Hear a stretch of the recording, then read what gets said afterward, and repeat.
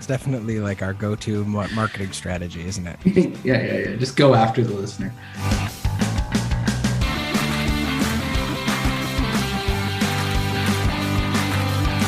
Hello, welcome to Hat Trick. I'm Jordan Della Coltman, joined by Elliott Tanti. We are alone this week. Elliott Braden is off busy. So it's just the two of us once again.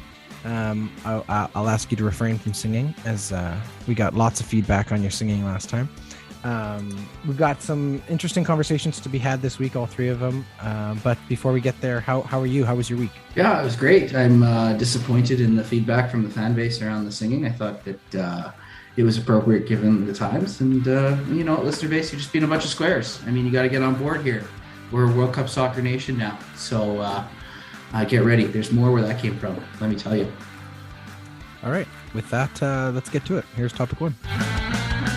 All right, so we're going to pick up on something we led with last week as well, and we have seen the conclusion of 2 home games for Team Canada for the national men's soccer team, and what a fantastic week it was for Soccer Canada. The men found themselves on the winning end of back-to-back games in snowy Alberta, much snowier on Tuesday, I think, than the game you went to on the weekend.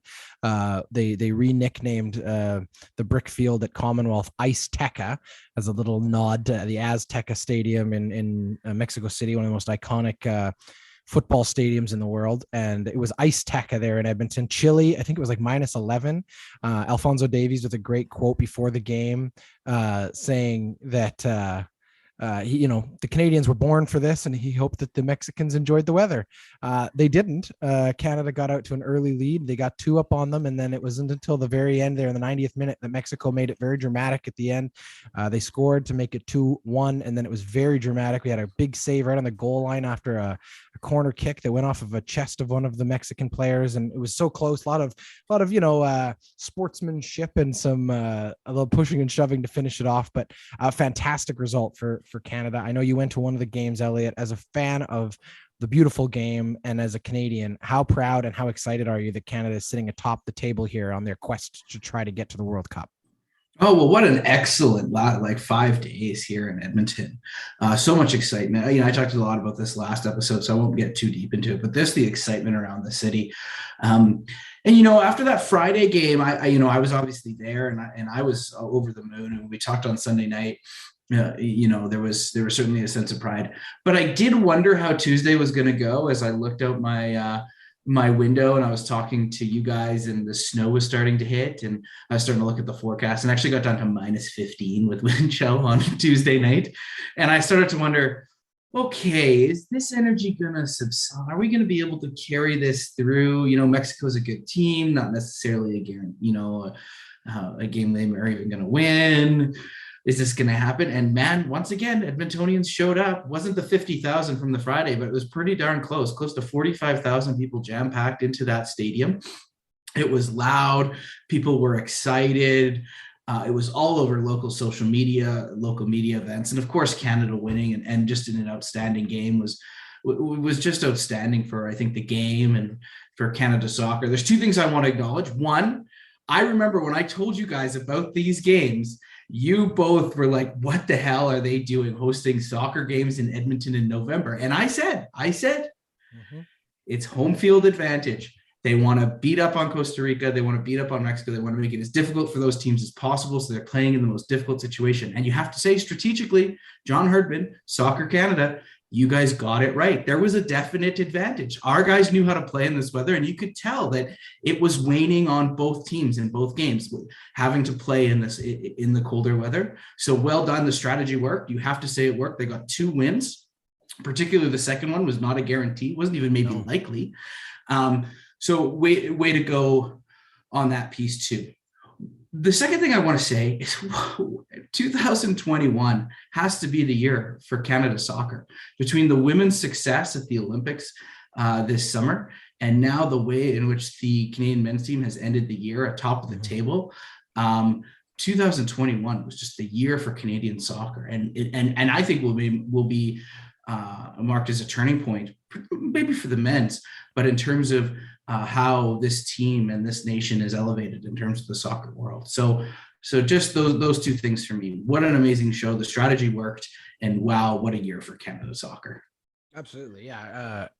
I think you hit it on the head there with that one. 2001, what a big year for them. Obviously, the women winning at the Olympics was just like, a decade coming. But you're right. This tournament feels different. It feels so much different than anything we've seen the men do in so long. Obviously, it's also the result of some youth, some young players who have grown up in this country, whether they, came to this country like Alphonso Davies did and fell in love with this country and fell in love with soccer, or they, grew up here as second or third generation Canadians watching some, very good soccer pedigree that this country has had, but not the success to go with it. And just, they're right at the cusp of something really, really special. And whether or not the rest of the games in this tournament go their way and they get to the World Cup or not, I think it's a huge accomplishment, but it's starting to feel more and more like, they're putting themselves in even a better position, I think, than you could have anticipated a year ago. Obviously, as we said, sitting atop the table by a point, they've got 16 points there, 4 wins and 4 losses, undefeated in those 2 games in Edmonton, which is huge, especially against, Mexico is a genuinely world-class soccer country. They've been to the World Cup many times. They've competed. The United States is a serious contender every single time. Then these 2 teams are locks every year to get into every time the World Cup comes around from CONCACAF. They are the 2 juggernauts.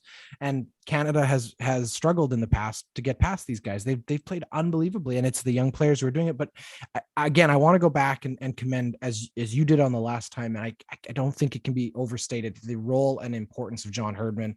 If he hasn't already been given the Order of Canada, he is bound to get it. If he hasn't already been given citizenship, sign the guy up. Like, my God, what an unbelievable story for a person who came over. I think he grew up in Northern England and came over to Canada to teach the game. He grew up loving to these Canadians, and he's found, like you said, sort of this mix hybrid between sort of a South American style freewheeling game and also this like lockdown defensive middle field that just works.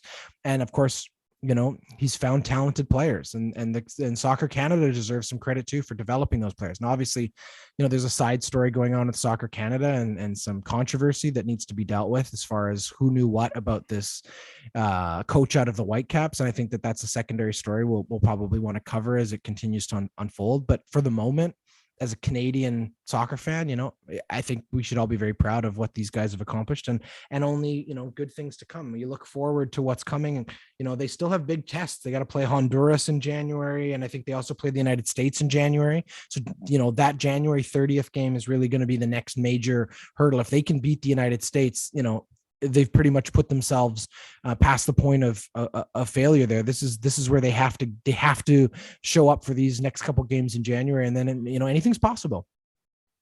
Any last thoughts, Elliott? Yeah, absolutely. Just to remark, the team's undefeated too. They're the only team that's undefeated. It's 4 wins and 4 draws. They haven't even lost a game yet. So end of January, beginning of February, gonna be a really exciting time. Can't wait. So excited. And I think, what? So is the rest of the country. Like, people are on board now, and this is 1.3 million people watched that game on Friday. So yeah, but you know what? It just as a last sort of coda to this, what is kind of interesting is the idea that the way this tournament unfolds in these sort of 2 game windows, when you don't have a real solid national soccer culture. We have the Whitecaps, we have Toronto FC, you have the Impact, and then you have some sort of like local pro teams. Not to take anything away from them, but this isn't like in England where they're watching the Premier League and this is a secondary story. The national team is sort of on the back burner until the World Cup comes around. This is the biggest soccer story Canada's going to get. And what's so cool about it is that you do have these chapters unfolding over the course of several months. Yeah. And it does feel like the momentum is growing. So if they're able to get to that World Cup, can you imagine just like the fever pitch of support that will be behind these guys as they get to go to the World Cup in a year's time? Like, what an unbelievable journey that they've already taken us on. And they've got even more, drama to share with us. So. Well, and here's the last thing I'll say. I know we've gone on much longer than we intended to with this topic, but I think there's lots of excitement between the 2 of us. March 30th, 2022 is the last game of World Cup qualifiers.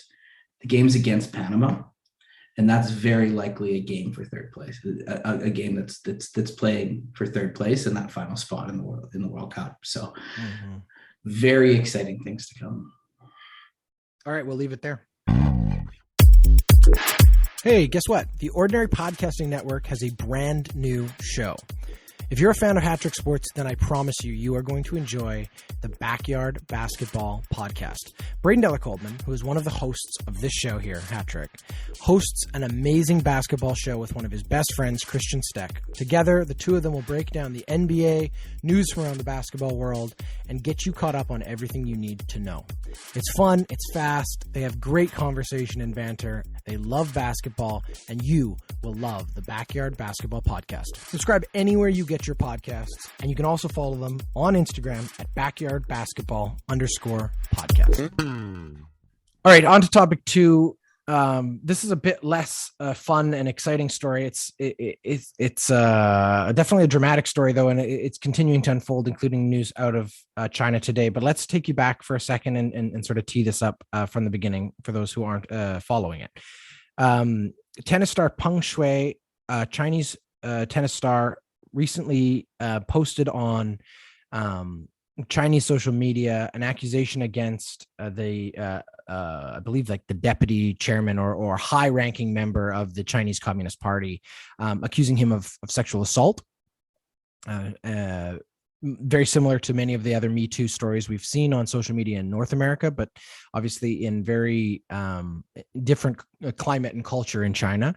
And following this accusation, she basically disappeared. And it became evident very quickly over the last week that the Women's Tennis Association and the IOC, no one seemed to know where she was. No one seemed to be able to get information on her. There was a statement released by Chinese media that felt very, let's say,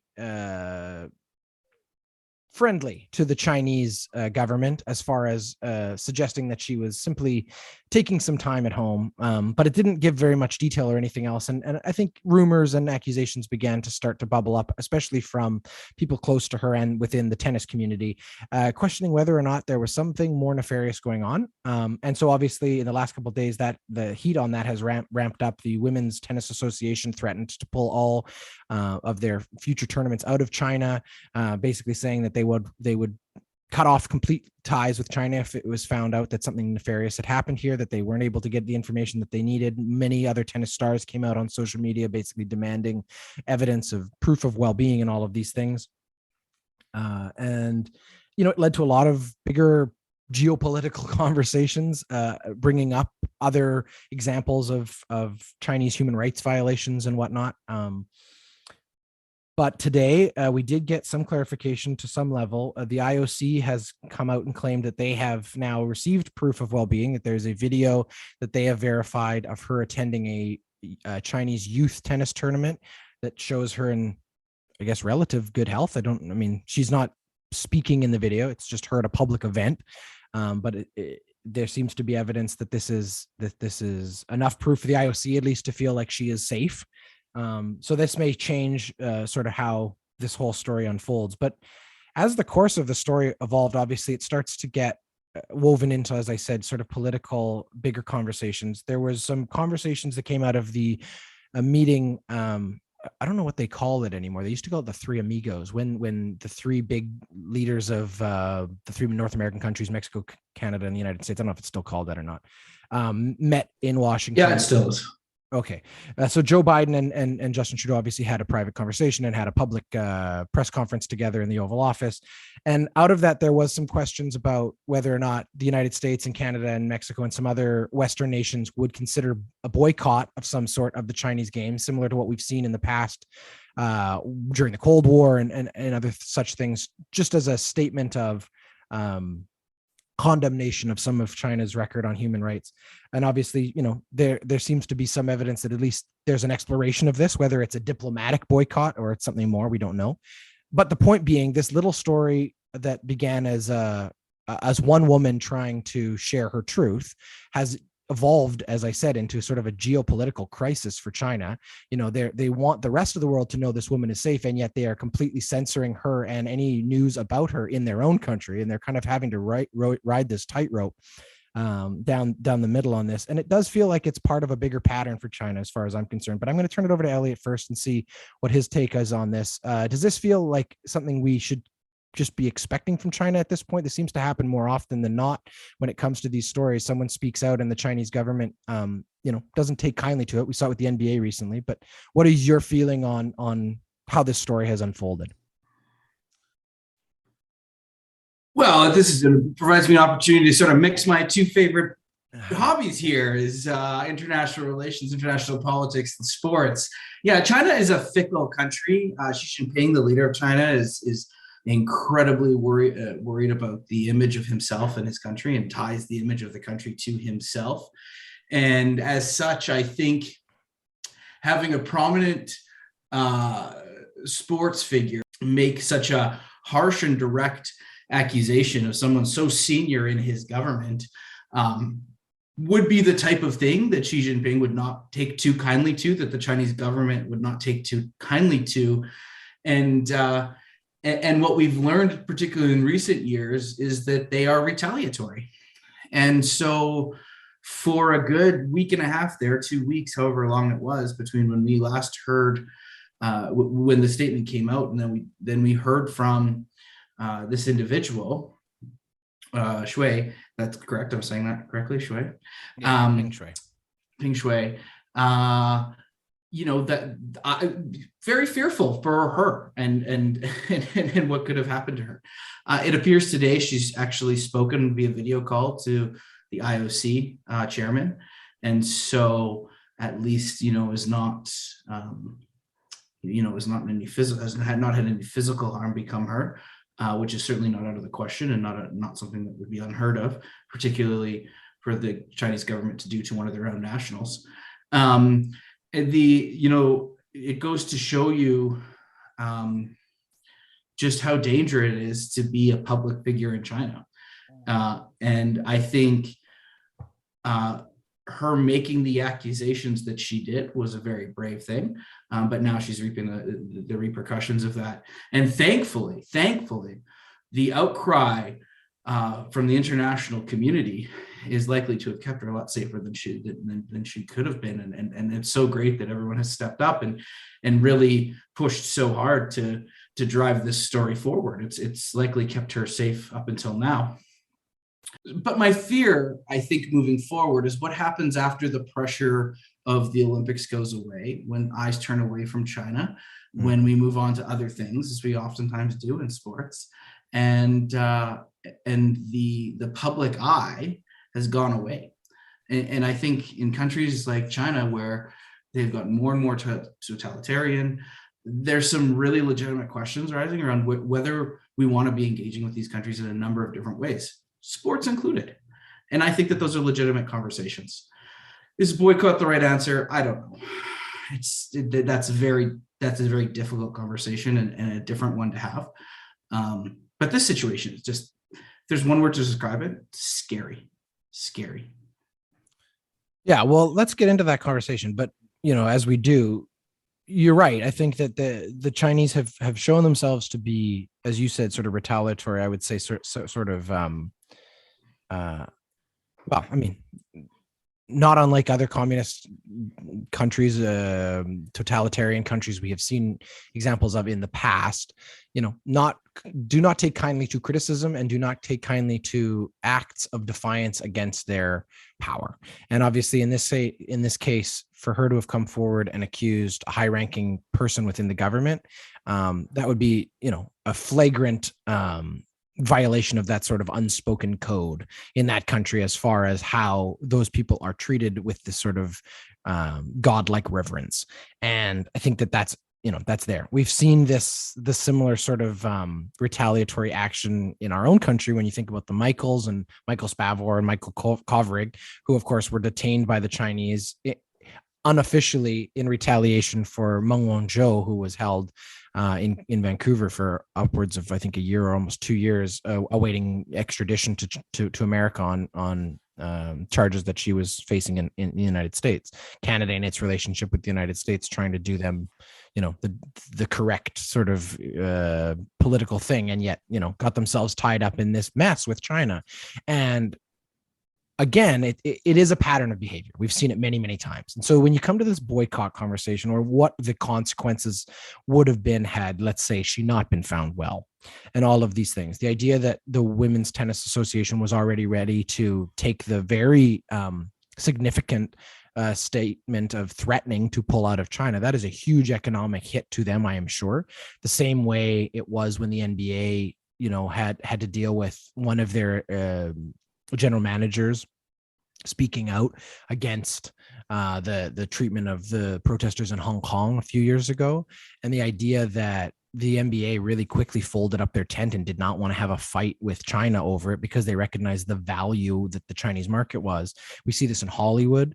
We see this in business. We see this constantly with these countries, with these industries that are afraid to go toe to toe and to question or call out China's bad behavior because they are afraid of what the economic impact is. And I think that, to speak candidly, I think it's cowardly. I think that it is also disappointing as a consumer of many of these things to think that the human value of human life is less important than the almighty dollar. Why am I surprised by that? I'm not sure, but I'm so frustrated by it.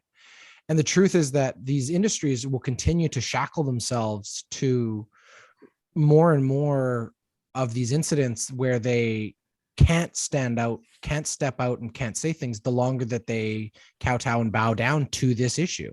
The longer Hollywood is afraid of China, the longer that the sports world, the NBA, I'm sure the NFL to some degree, is afraid of China and the wrath of them cutting the purse or closing the purse strings, the more they get away with it, the more they are allowed to get away with it. You think back to South Africa, or you think back to other examples where once people put their actual economic well-being behind their mouths and actually stood up for what they believed was right, change happened, right? And obviously China is a huge superpower, a huge economic power, and it is frustrating that we have found ourselves in this situation time and time again, where we're having to have these conversations about boycotting, let's say, the Olympics, a diplomatic boycott. Well, what is that actually going to achieve? Really? Right. At the end of the day, what is not sending your diplomats to the opening and closing ceremonies going to achieve? Right? You're still doing business with China. You're still doing things that benefit China's economy. They don't care if Joe Biden doesn't show up for the opening ceremonies. At the end of the day, does it make a big difference to them? No, they don't. Eyeballs are going to be on the Beijing Olympics the same way they were when they were the summer games there. And then the truth is, pulling your athletes at this point, if Canada pulls its athletes, you really think that Canada is a big enough and an important enough country outside of North America for it to matter? Not really. Like, okay, who outside of North America is eager to watch the Canadians at the Olympics in hockey? Only the Canadians are, right? You really think that the Germans or the Russians are going to be upset that they didn't show up? No, their fans are going to be great. They've got a chance to win. The point is that to make it hurt, you have to have a sustained and constant strategy, and it has to be collective. And we're just not there yet, unfortunately. That's just the truth of it. We just haven't, as nations, we haven't figured that out. And I don't think we can be relying on sports businesses to be the ones to lead the forefront of it as much as we may wish they would. It's just not going to happen. No, it's you're totally right about that. And in fact, usually it's the sports that kind of bring these factions back together, these countries back together after there's been a severing of relationships in an international sort of realm. So to expect them to lead that is totally inappropriate. You're right. I mean, I think the world has lots of soul searching to do with regards to China moving forward. I mean, there's countless examples. I was talking to a family friend who'd made the decision recently for themselves as a family to boycott goods from China. Turns out it's an incredibly difficult thing to do because of how interwoven they are into so many different things that we use every day. And so and that's a conversation in and of itself. Yeah, very much. Absolutely. So there's we're not going to solve it in this conversation. The sports world isn't going to solve it. But the world is in the middle of a reckoning around the way that the Chinese operate. And I think that this is a microcosm of sort of why we need to have so much more robust conversations in the future. All right. And with that, I think we should leave it there. That's topic 2. Do you or someone you know own a small business? Are you looking to grow or to reach new customers? Hey, why not let us help? Hattrick is looking for unique brands, businesses, and products to advertise on our show. You can find out how we can help spread the word about your business by contacting us on Facebook, Instagram, or Twitter. All right. Topic 3. I said this a couple weeks ago. I can't remember now who we were talking about. Oh, I do actually remember who we were talking about. We were talking about the Toronto Maple Leafs. And I said that I don't like to be boastful. I don't like to be a braggart, and I don't like to sort of pile on. But we're going to talk about the Vancouver Canucks. I know a team neither of us cheer for, and certainly a team that both of us, I'm sure, enjoy a little bit watching struggle. But the truth is, it's almost gotten painful. And as a person who lives in Vancouver, it's sucked all of the energy up in this community, just the conversation of it. Obviously, there are bigger, much more important things going on in Vancouver and in Lower Mainland, flooding. And usually, as we've also talked about a lot on this show, sports are that escape. They're often like a positive influence and energy. And I'm sure that once people are safe and back in some form of normalcy in Abbotsford, I'm sure that the Abbotsford Canucks, who just came to Abbotsford for the AHL, will be one of those rallying places that, like so often, happens. Like you said earlier, sports will bring people back together. And I'm sure that the community will rally around that organization. It's hard to rally around the Vancouver Canucks right now. They are struggling.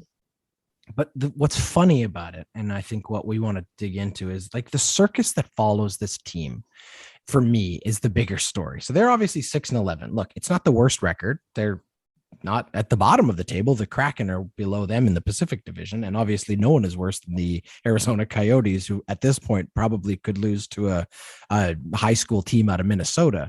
But the truth is that the Vancouver Canucks struggles are always exacerbated by the fact that they're kind of the only deal in town here. There's the BC Lions, but they don't take up the kind of noise or space that the Canucks do. And so the heat is always just ratcheted up, like it is in most Canadian markets. The minute they struggle, they are struggling. They went on a terrible road trip that came back after, I think, losing 2 games back to back with giving up 7 points in each of those games. It was just miserable. And then a news story came out here that Don Taylor broke, one of the more iconic Vancouver journalists, formerly of Sportsnet. And now he had a radio show. The radio station shut down. Now he's got a podcast, and a lot of people listen to Don Taylor. Okay. So Don Taylor's got a podcast, and on his podcast, he revealed that he had been asked, he and many other members of the sports talk media in the city had been asked by basically the owner of the Canucks in a private email to tone down the rhetoric because it was bad for team morale. And I'm sorry, the minute you are asking for pity from the talk sports media, you are asking for trouble, because you know that these people make a living feeding into fan frustration. That is what their business is. If they're not honest in how they view how the team is doing, they will lose listeners. And that is pretty much what Don Taylor had to say. He basically said, look, people don't pay me to sugarcoat it or put lipstick on a pig. They pay me to call balls and strikes. And that's exactly what he's doing. The Canucks are bad. They've been bad. But now as an organization, they find themselves in this sort of, crisis with their fans. You've obviously got fans, like they usually would, calling for the GM to be fired, calling for the coach to be fired. We had a fan show up the other night with a jersey that said, "Thanks, Jim," obviously referring to Jim Benning. And on it, he had every name of a player that had failed as a Canuck in the last time since Jim Benning's been the general manager, starting obviously with the debacle of Jake Virtanen, but going all the way down the list of just transactions or deals that failed, paying Louis Eriksson too much, not being able to secure, certain free agents, losing Tyler Toffoli, even though he'd had a great season for you. The list goes on and on. I go on and on. Let me turn it over to you, Elliott. What's your take and feeling on how this Canucks situation has devolved? They won the other night, and it seemed like for a moment there was hope. They lost tonight to Winnipeg, or Sunday night. They lost 1-0. But it's early. There's time for this to get better. But is it going to get better if there isn't change? Well, I mean, some of this is also related to the fans' relationship with just various members and individuals in the organization as well, too. Like, I remember dating back to when I was there. There's a very obscure and weird relationship specific between the ownership group and the fans in the city. Yeah. There's a specific relationship between the general manager or president of hockey operations center, both, and the fans and the media and the team. Yeah. And then similarly with the coach as well, too. I think Green's done a good job in Vancouver trying to pull that team together mostly over the last little bit. It wasn't last year, but the year previous. I mean, they had a really serious cup run and they were really strong in the playoffs. And you had lots of excitement about this young goalie and look at Pettersson performing in the playoffs and how that was that bubble year. There was lots of excitement 2 years ago. And what's happened? Well, I mean, I hate to say it, but some of this was the writing was on the wall. When you didn't have, it was Pettersson and Hughes, right? Signed up until like days before the season started. That impacts team morale. That impacts capacity for a team to pull itself together. And it's impacted those players as well, too. They're not playing up to the standard that you'd expect from those from players of that level. And it's impacting this team. And those are cornerstone members of this team. I mean, it's young. They're young. But I think, and I hate to say this because it's always frustrated me here in Edmonton, is that I think Benning has overstayed his welcome in that space, and he's become more of the story than anything else. And you get to a point where fan bases are so angry and so negative and so suspicious of everything that we've seen it here in Edmonton countless times, that the successes are greeted with half the highs, and the failures are greeted with double the lows. And when you become the story more than the team or the player or things, that's when you have to really look at yourself in the mirror. I mean, the question I guess I'd have for you, Jordan, is like, do the Canucks need a move? Is there something like, what is that what they need? And if so, what is that move? Is it a trade? Is it a signing? Is it from a player standpoint? And if so, does Jim Benning have the credibility right now to make a move given his precarious situation? No, I think that's what's tricky, and I think that's what we talked about this with the Maple Leafs recently when they had a slow start, and we talked about is Kyle Dubas in the hot seat, is Sheldon Keefe in the hot seat? Where do you point the finger? And the challenge is that for Jim Benning, this isn't his first coach. This isn't his first setup. He's built this team up and down over peaks and valleys for the last, I think at least 4 or 5 years. This is his blueprint. This is his plan. It's just not working right now. And the question is it the coaching? Have they lost the room? Will a coaching change even make a difference? As you said, I don't know. I think that there is definitely blood in the water, and the Sharks, as the fans, are out for blood. They are looking for change because they expect that if nothing changes, nothing changes at this point. The challenge is, does changing a general manager in November really make a difference to your organization? They do most of their work in the draft and the free agency window. That's the truth. Maybe there's something to be had in the trade market, but the truth is that bailing on your general manager now isn't going to change the product on the ice. The players you have are the players you have for the most part. It's not like you have huge numbers of assets or cap space to go out and, rebuild this team mid-season. That just doesn't happen. Sometimes teams find 1 or 2 pieces that make a difference, but I don't think that the problem here with the Canucks is 1 or 2 pieces. It seems more systemic than that. It seems more like the fact that you had 2 of your best stars delayed in contract negotiations until the last possible minute. Getting them both off to slow starts is a part of it. Yeah. And then just not gelling. You have new players coming into a new organization, Oliver Ekman-Larsson, Connor Garland, both of whom have looked decent for the Canucks so far, but that's big changes. There's a lot of new faces in that organization, some young guys who've come into the organization. It feels like they're back at the beginning of a rebuild with great assets. Let's not kid about this. We talked with Devin Davidson when we had our fantasy show about how they didn't expect the Canucks to do well, but they're going to be fantasy players on that team. And there are. JT Miller is a great player for this organization. Connor Garland has looked good. Quinn Hughes still puts up numbers. On his best day, Elias Pettersson can play in the top 10 in the NHL probably in terms of shooting. They have a really good goaltender in Thatcher Demko. All the pieces to make this team at least competitive are there. What's missing is something that's intangible, and they can't figure out what it is. And I think you're right. Maybe change is the way to do it. Maybe a trade shakes up the room a little bit. I don't know if there's any more motivation this team can have, honest to God. If they haven't already felt like they're at rock bottom when the fans are turning on them like this, I don't know what else you do. Where's like, if it isn't about pride, it isn't about drive, it isn't about try. It's literally at this point just not working. And unfortunately, I think the shitty thing, especially for fans who want to see big change, the truth is they have to play through this. We as Oiler fans know what it's like to have a team with potential that just can't meet it. I mean, for how many years did we have guys who everyone else would look at and say, they are good players, why is it not working? The truth is they have to play through it, and sometimes play through it to no end, but at least get you through the season, and that might be where we are.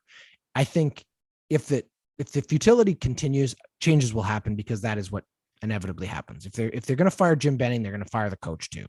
There's no point in bringing in a new general manager behind a lame duck coach. That's just the truth of it. If Jim Benning is the scapegoat the fans want, at some point you got to pull the trigger. But the truth is that changing your general manager right now isn't going to change a thing. It's just the truth. You look at this lineup, and as you said, like, there's tons of good players here. Like, let me throw 4 names at you, just in their top five, like Pettersson, Besser, Horvat, JT Miller, Connor Garland, even Tanner Pearson. That's a great top 6. Their defense, their top 4 defense: Quinn Hughes, Oliver Ekman-Larsson, Tyler Myers, and I forgot Travis Hamoniuk's on this team too, who's also a serviceable and really good just top came back, defenseman.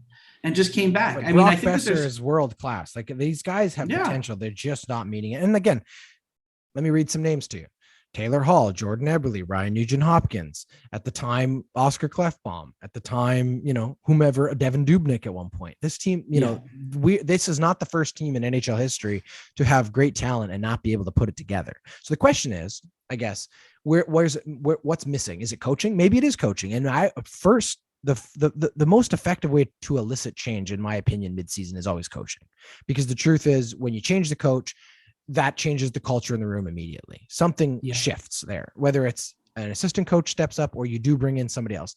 Look at what Ken Hitchcock managed to do in the second half of the season. He took over.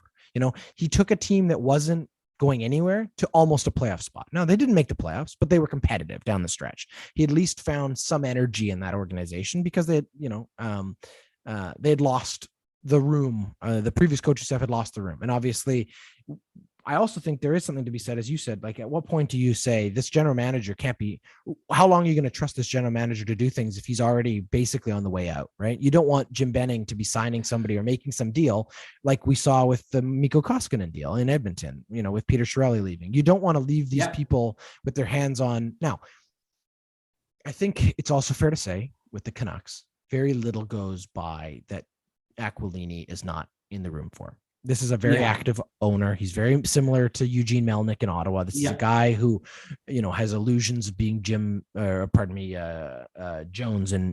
Dallas. What's his name? Jerry Jones. Jerry Jones. That's the name. Jerry, not Jim Jones. It's a different story. Jerry Jones in Dallas, where you have a very active owner, a very, engaged owner. Francesco Aquilini is a very engaged owner. And I think, to be honest with you, a lot of the frustration that fans feel towards Jim Benning and towards the coaching staff is really pent up, because there's nothing you can do about your owner. You're not going to fire your owner, but that's where the frustration is, you wonder if that's not, where this comes down to, is if you're not looking at, and I think we had those issues in Edmonton at some point too, right? I think Daryl Cates was far too involved in some hockey operations decisions, and it came back to bite the Edmonton Oilers. I mean, the one we always talk about is Nail Yakupov going first overall. That was not the scouts.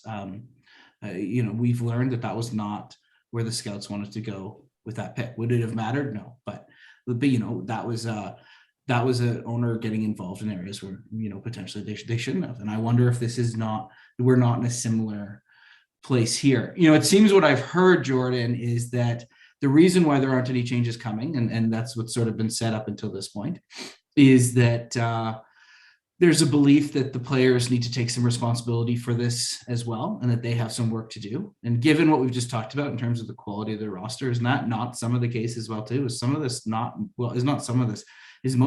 on the players? Oh, for sure it is. Of course, it's always on the players. But the truth is that, like, the players go out there and play, and you can't just fire all your players. So you have to look for changes somewhere else. The easiest things to do are always the people who, you are contractually opportunistically able to change.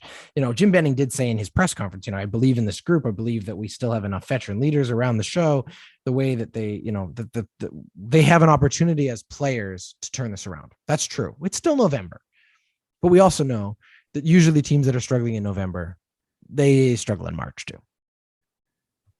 Yep. Ain't that the truth? All right. So we haven't solved the Canucks. We didn't solve China. I think we both agree that Canada did really well, but I feel like overall, very, very positive podcast. We as I said, solved very little, but I hope that we at least entertained. That has been our show for this week. Thank you, Elliott. Thanks for showing up. That's what I want to say first. Not saying names, but let's just leave that there. Thank you for showing up. And we will be back with you next week with some more stories about sports. That's what we do on this show. We talk about stories about sports. That's Hattrick. Hattrick is a member of the Ordinary Podcasting Network. It's produced every week by Jordan Dowler Coltman and Braden Dowler Coltman. You can follow us on Instagram, Twitter, and Facebook. Thanks for listening.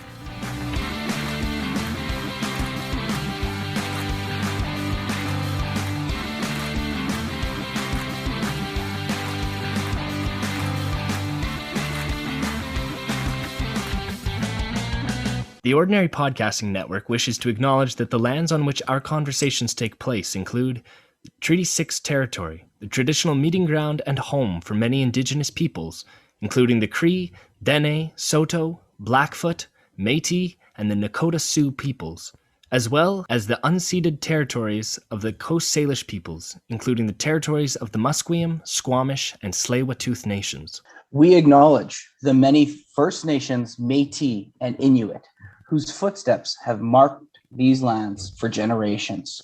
And we extend our appreciation for the opportunity to live, create, and share stories on these territories. The Ordinary Podcasting Network intends to engage in conversations and dialogue which acknowledge that reconciliation is not a destination, but a journey, and that we remain committed to practicing our craft in a decolonized space.